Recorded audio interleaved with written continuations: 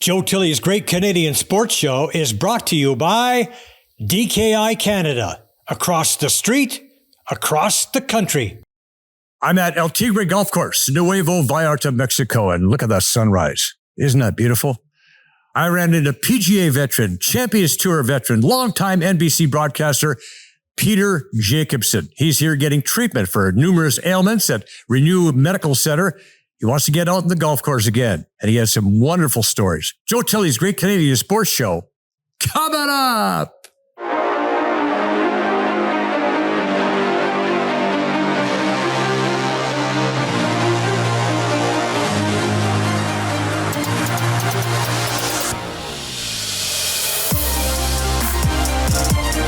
Our guest today hails from Portland, Oregon. He played at the University of Oregon. He was a Pac-8 Conference champion, two-time Ryder Cup winner, two-time Johnny Walker Cup champion, 7 PGA Tour victories, a two-time major winner on the Champions Tour, the PGA Tour's Comeback Player of the Year, the Champions Tour Comeback Player of the Year, winner of the Payne Stewart Award, a longtime commentator on NBC and the Golf Channel. Welcome to the program, Peter Jacobsen. So, Peter, growing up in Portland, Oregon, how did you get into the game of golf? And did you always know that golf was going to be a serious pursuit for you? My family played golf. My father taught us all how to play. His wife, Barbara, my mother, David, Peter, Paul, and Susan. And we had to learn the game from the bottom up. We didn't just get clubs and go out and play. We started caddying. And we caddied out whenever we could. And we caddied a lot for my father and his friends. And we had to learn how to replace a divot, fix a ball mark on the green, tend the flag. He was really was a stickler for etiquette and manners and rules, doing things the right way before we could play. And I really didn't I started caddying around 8 or 9 and didn't start playing golf actually till I was 11 or 12. And I had a pretty good grasp of what to do by then because I caddied for so many years. So a bit of a late bloomer playing, though, 11 or 12 years old, but you did pretty well in high school. And did you know that you're going to go to the University of Portland at that point? Oh, what I said when you say late bloomer, it wasn't back then. That was an early bloomer. Nowadays, we see kids come out in the game of golf, and they focus and specialize on golf at 6, 7, 8 years old. The drive, chip, and putt, which is held every year at the Augusta National, I've been fortunate enough to do that broadcast every year. And when I look through the bios of these kids, a lot of them start at 6 months, 1 year, 2 years old, and they're seasoned golfers at 6 or 7 years old. But I didn't really know I was going to go to Oregon. I didn't know I was going to have a career in golf. I wanted to go to school and possibly go to law school. I wanted to be a businessman. I knew golf would be a big part of my life. I didn't get into Stanford. That's where I was recruited to play. I had a good GPA, but I got cut at the very last cut, which was devastating to me. But as they say, thank God for unanswered prayers. I met my wife, and we are still married to this day. We're almost on 49 years now, so it was a good thing. Thank you, Stanford. Yeah, that's pretty incredible that you and Ann are still together after all these years. Yeah, well, I'm married way up, as they say. I outkicked my coverage in the girlfriend marriage department. Yeah, you did pretty well. We met her, so it's great. So you ended up at the University of Oregon. That worked out pretty well. You won the Pac-8 championship. Was it always going to be like your desire was to be a pro? And did you find it came easy for you? No, it wasn't really my focus. When I went to the University of Oregon, I just wanted to play golf and get through school. And I was on track to graduate until my senior year. I was one of the best players in the country in 1975, 76, and I was named to the first United States-Japan exchange golf tournament, which was going to be played in Japan. There were only 8 of us, and unfortunately, the tournament was going to be played right during finals in our winter term, and I could not get any help from the school or my professors to take the finals early or late. And I wasn't going to miss that trip. That was going to be a trip of a lifetime because I didn't know at that point if I was going to have a career in golf. So I thought this might be my masters. This might be my great opportunity to travel the world. So I skipped all my finals. I went over to Japan, played in the tournament, and I made my parents very upset, and I didn't finish school. And when I told my parents I wasn't going to finish school, they were very upset. And then I told them also in the same breath that I was marrying my girlfriend. So I don't know which one had a bigger impact on them, but they were not happy with me. But that's when I started my professional career. I jumped in my car around June. I went down to Arizona and played mini tours, made a little money, and then I went to Q school and I got my card on the first try. So then I was off on the rest of my career in golf.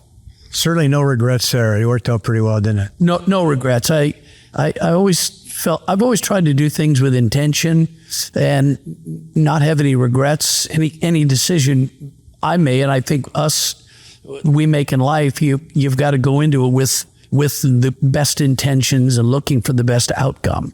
And you gather all the information, do your due diligence, and then take the step off that sidewalk into traffic and go. So you get your Q school card and you join the Pro Tour, the PGA Tour, and in 1980 you get your first win. What was that like for you? That was quite a surprise. I didn't really know if I could ever win on tour, because when you join the tour, you're playing with your heroes. You're playing with Arnold Palmer and Jack Nicklaus and Lee Trevino and Tom Watson, and you're meeting people like Sam Snead and Byron Nelson, people you've watched on TV your whole career. I even had a chance to spend some evenings with Ben Hogan. So it was quite a thrill, but along the way, I learned so much. When I came out on tour, I wasn't a very good player, but I watched, I learned, I listened. And in 80, when I won my first tournament, my wife and I had just had our first child, a baby daughter, and she was a month old, maybe 5 weeks old. And my wife was at home watching me play this tournament. So she said, I'm coming out there. So she came out, and I thought that was the worst decision she had ever made, because I was going to be up all night with a crying, whiny baby, sleeping in a dresser drawer because we didn't have a crib. But I went on to win the tournament. So that ended all the moaning and groaning from me with kids out on the road. So were your wife and your daughter greenside when you won it? They were, actually. I made a birdie putt on the last hole to win the tournament. My wife was there. She had just nursed my daughter, and I was holding my daughter up like a trophy when we walked on the 18th green. And during this trophy celebration, when they were actually handing me the real trophy, I had my daughter on my shoulder and my arms, and she threw up all over. So that's a memory I will never forget. And she painted my entire back of my shirt with a horribly smelling liquid. Well, that was only your first of seven. A few years later, you won 2 tournaments in the same year, and then you did that a couple of times. Do you have a tournament victory that was your favorite? Well, I would say there were 2. The first one came in 95. It was the AT&T Pebble Beach National Pro-Am. It was a tournament. Pebble Beach is my favorite course. And growing up in Portland, Oregon, it was the closest tournament to my hometown. I had driven down from the University of Oregon a few times to watch the tournament. And I was just taken with the fact that the best players in the game were playing with some of the biggest celebrities in the game, the biggest actors and singers and entertainers and athletes. And I just thought that was such a great combination, a great intersection of both opportunities to play golf, have fun, and raise a lot of money for charity. So that was my event. And I was so fortunate along the way. I ended up meeting and playing as my partner with Jack Lemmon, the late, great Academy Award-winning actor. A great man, and we always played with Clint Eastwood, Dirty Harry in the tournament. And then I was fortunate enough in 95 to win the AT&T, which was a thrill of a lifetime. So that is one of my favorite wins. And then in 2004, I won the U.S. Senior Open. I've always been a big USGA guy, United States Golf Association guy, just because whenever you played in a USGA event, you knew it was very important and it was a big deal. So for me to be a USGA champion is very special as well. 2 senior championships and both of them majors. That was pretty a nice mark for you. Yeah, I was starting to get hurt when I turned 50. I was struggling with, I had to have a knee replacement and a hip replacement. One of the things about golf is it's an unnatural motion. And I think a lot of people end up struggling with joint problems. I was certainly among that group. So I didn't play as much on the Champions Tour as I would have liked to, but I was also very fortunate. I won those 2 majors, but I also started working for NBC TV, calling golf. So I was playing a few tournaments while I was on the NBC golf team, working with people like Johnny Miller, Roger Maltby, Gary Koch, for the great producer Tommy Roy. So that was a real feather in my cap, I felt. How did that transition come about? How did you end up how did your broadcast career start? Well, my broadcast career started way back when I was 25 or 26. I was asked to work the old Skins games. If you remember the Skins games over Thanksgiving, Jack and Arnold and Gary Player and Lee Trevino going out and playing for money each hole. And I was asked to work on the team with Vin Scully and Bob Goldby. And I was young. I was in my 20s.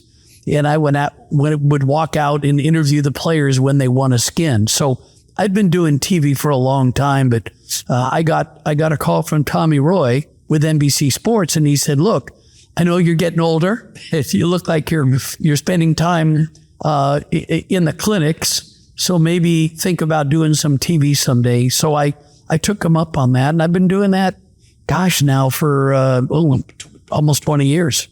Another great feather in your cap. 2 times you'd be named Comeback Player of the Year. Once on the PGA Tour when you won in 2003, and then again in the Seniors Tour, the Champions Tour. That's a pretty cool honor. Well, the great thing about that award, winning a Comeback Player Award, it means that you went somewhere you didn't want to go. And I think in that case, I was struggling with injuries, but perseverance and determination, like I said earlier, you have to do things with intention. If you're not going to try your hardest, you might as well just stop and do something else. So for me to win that award on both the tour and the Champions Tour was very rewarding. Well, let's talk now about these injuries because, you've had your fair share. I don't know what the surgery count is now, but I'm sure it's pretty high. But, here you are at Renue Medical Centre. Tell me about the work that you've had done, the work you needed to get done, and how you're feeling compared to where you're at. Well, I've had back surgeries. I've had 2 hip replacements. I've had a knee replacement. And I've just struggled with joint problems. And for me to have met Steve Anderson and to be able to come down here to the Renue Medical Center is an honor, really, for me to be able to pursue this opportunity to improve my health life and to be able to play golf again. I love playing golf. I'm at age 71. I'm probably never going to compete again on the Champions Tour. I guess never say never, but I know that the last few years has been a struggle for me. So I'm so excited to be down here working with this incredible crew and a dedicated group of doctors and so many wonderful people. And they treat every patient like they're a VVIP, which makes this experience very special. Well, quite a stable here at Renue. We're talking about Toledo and Hallberg and Faxon and a bunch of guys here. How did you hear about Renue? Well, I met Steve a few years ago, but who really pushed me was Scott McCarron. Scott McCarron and his wife, Jennifer, are very close friends of mine. I've known Scott through our years on the PGA Tour, and they knew that I was struggling with problems. So Jenny gave me Steve's number, and I gave Steve a call, and we've been communicating now probably 6 months about when I could come down.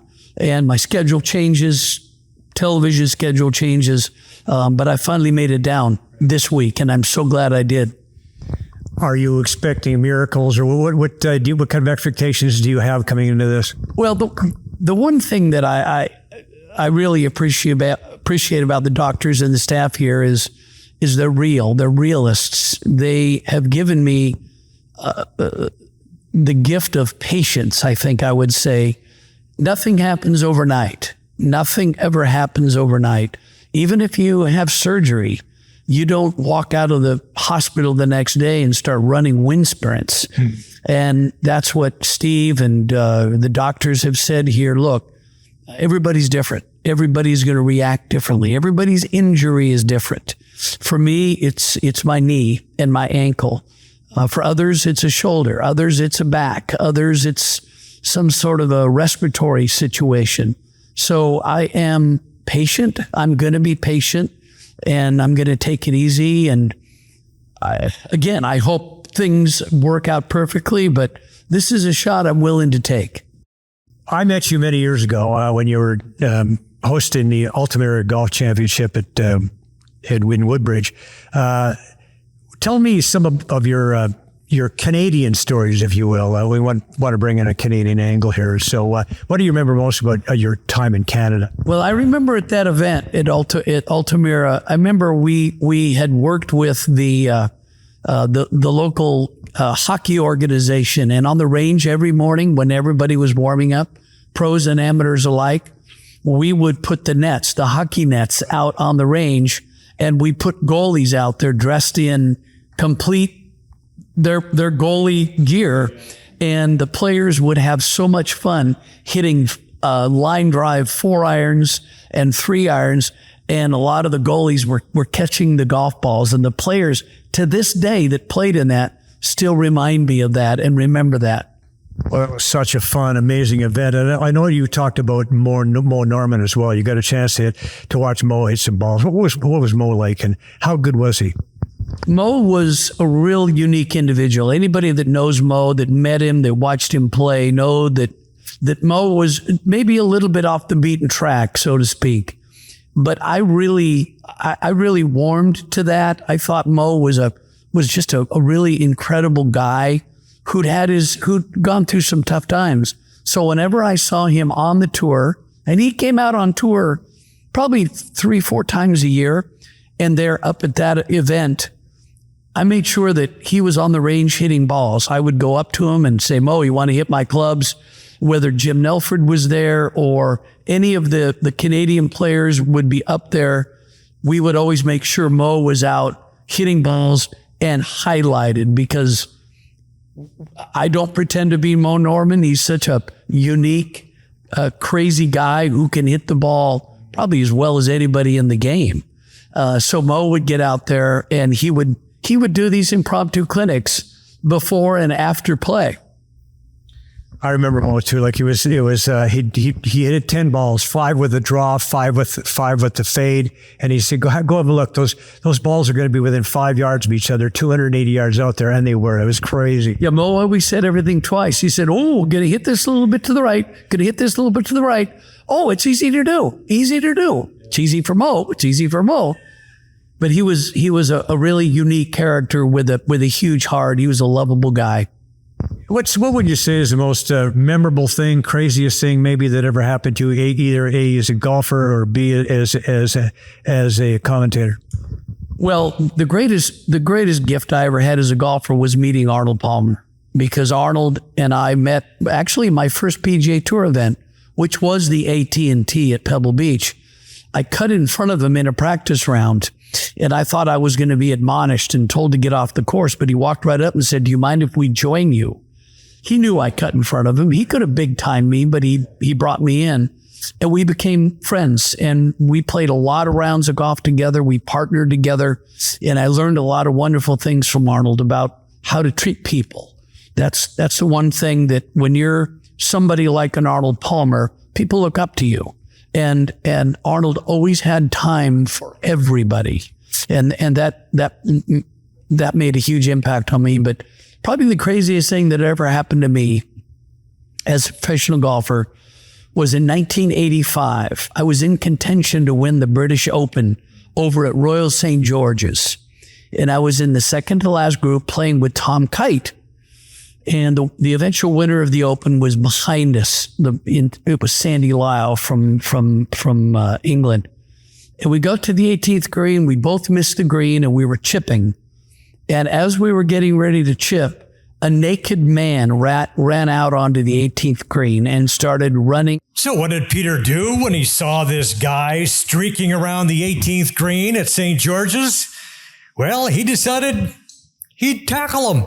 Flipped him over my shoulder. The poppies jumped on him, and I made bogey.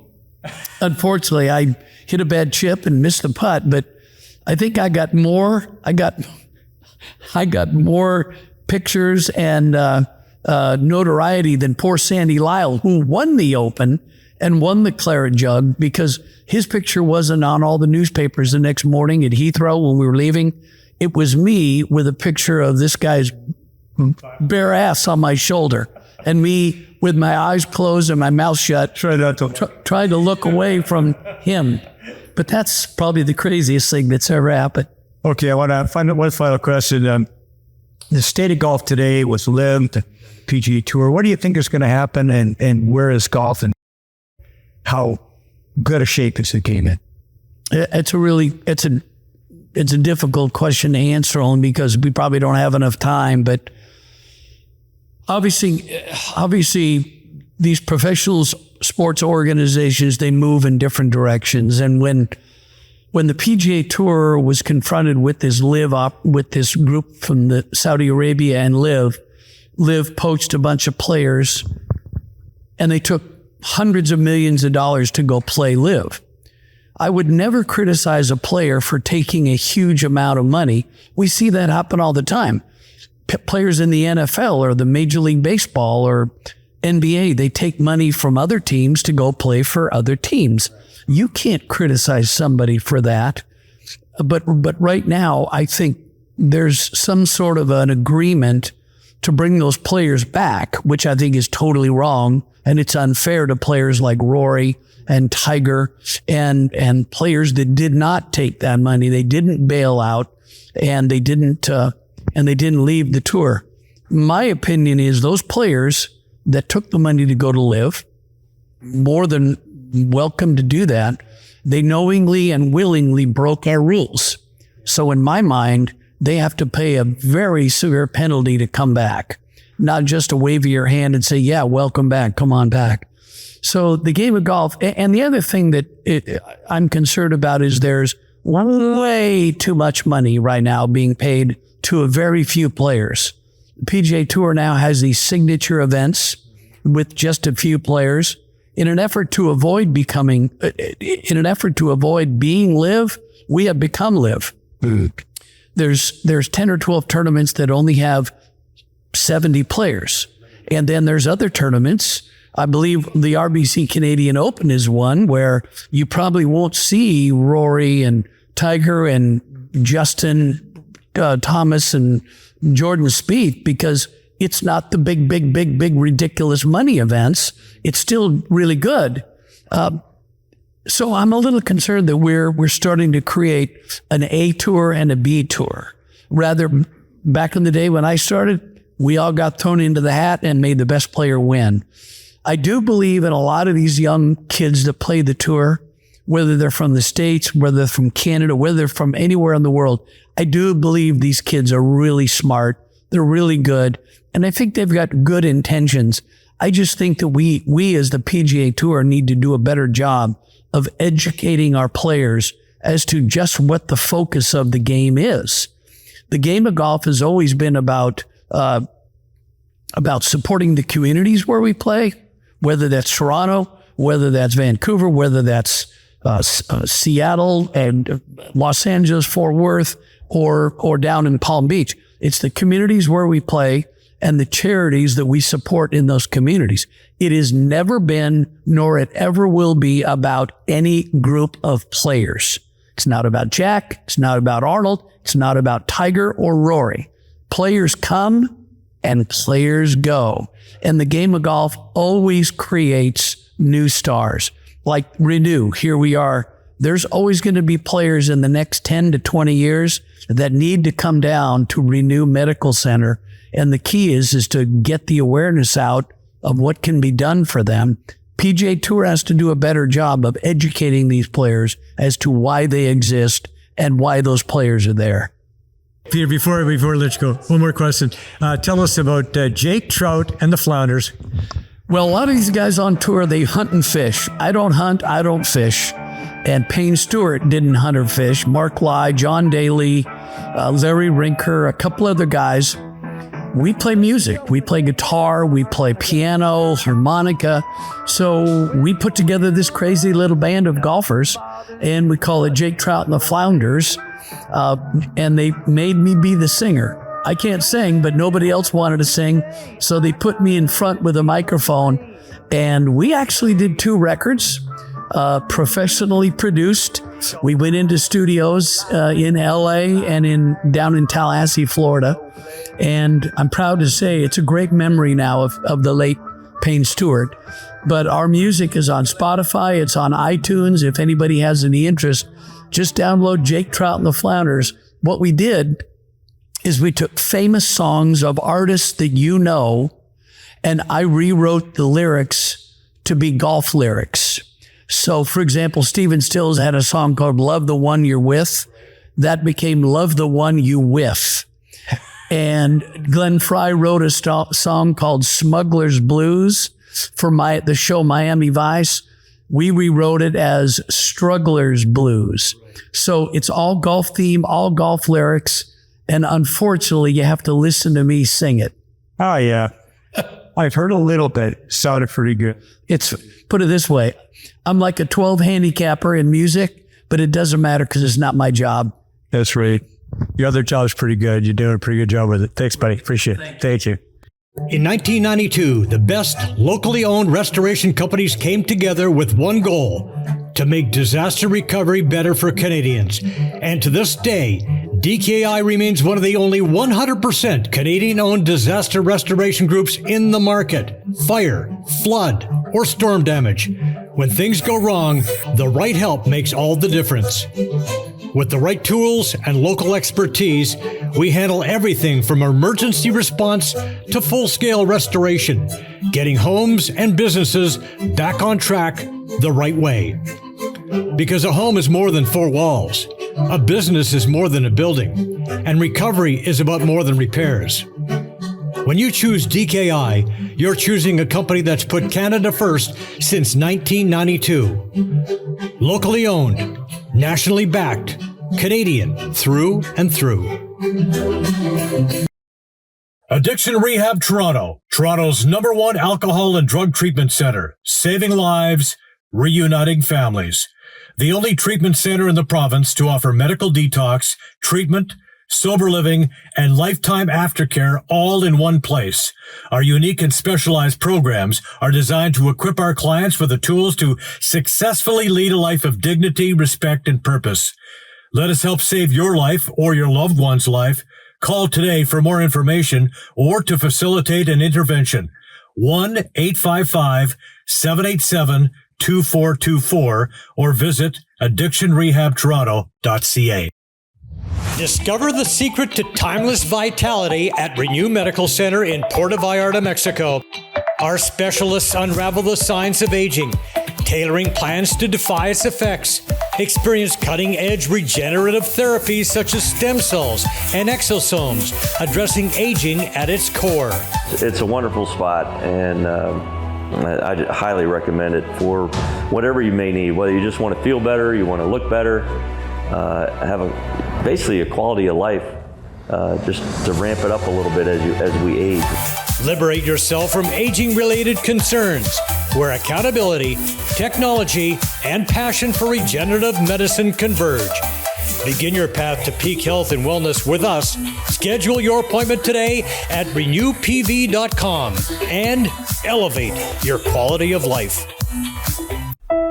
Parents, what's the biggest fear for kids 10 to 14? A future they think they can't handle. At Believe, Become, Be You, we know confidence in the future is a habit we can build. Our course doesn't just prepare kids for the future, it seeds them with skills they will use now. For a limited time, the I Believe in Me Foundation is offering the first 1,000 kids and their parents 1 year free access. This priceless opportunity will save you over $2,000. This isn't just a course.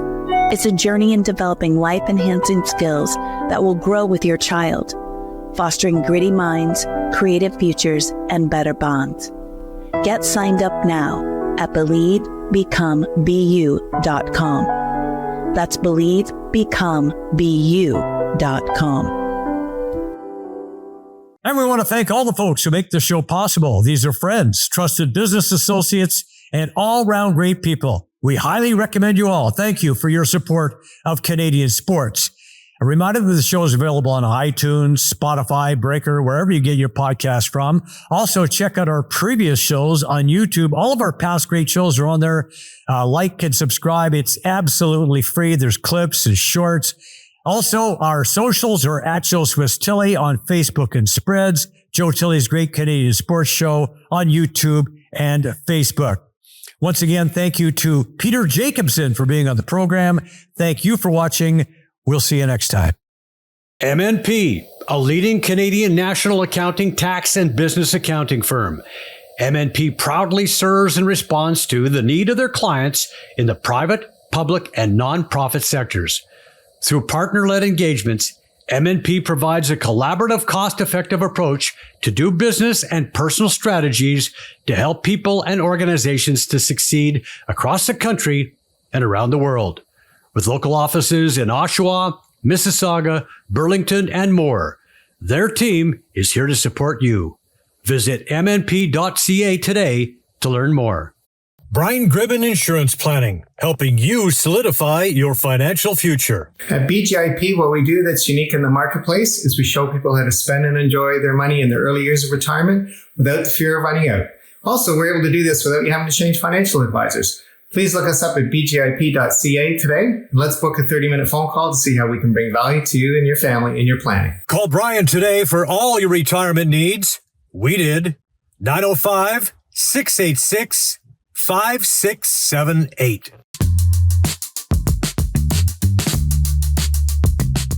Hi, I'm Joe Tilley, and I want to tell you about the painting pros.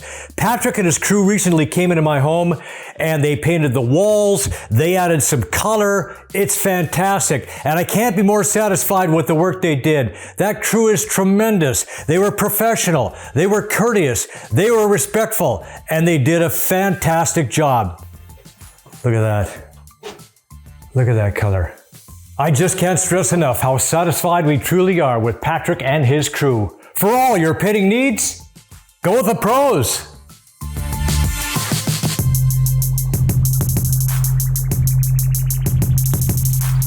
Joe Tilley here. My wife Penny Claire and I recently took an amazing trip to Egypt and Jordan with Trip Oppo.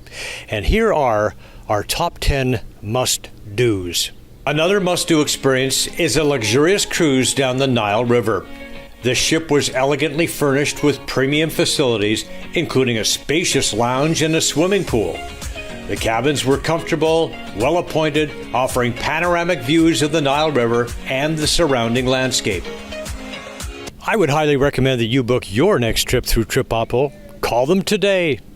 Rooted in 60 years of tradition, Sleepy Hollow is a private golf club with a friendly community of members just minutes from Toronto. With mature trees and rolling fairways, Sleepy Hollow provides a challenging and enjoyable experience for passionate golfers. Enjoy great golf, amazing dining, and a picturesque patio second to none. Visit sleepyhollowcountryclub.com.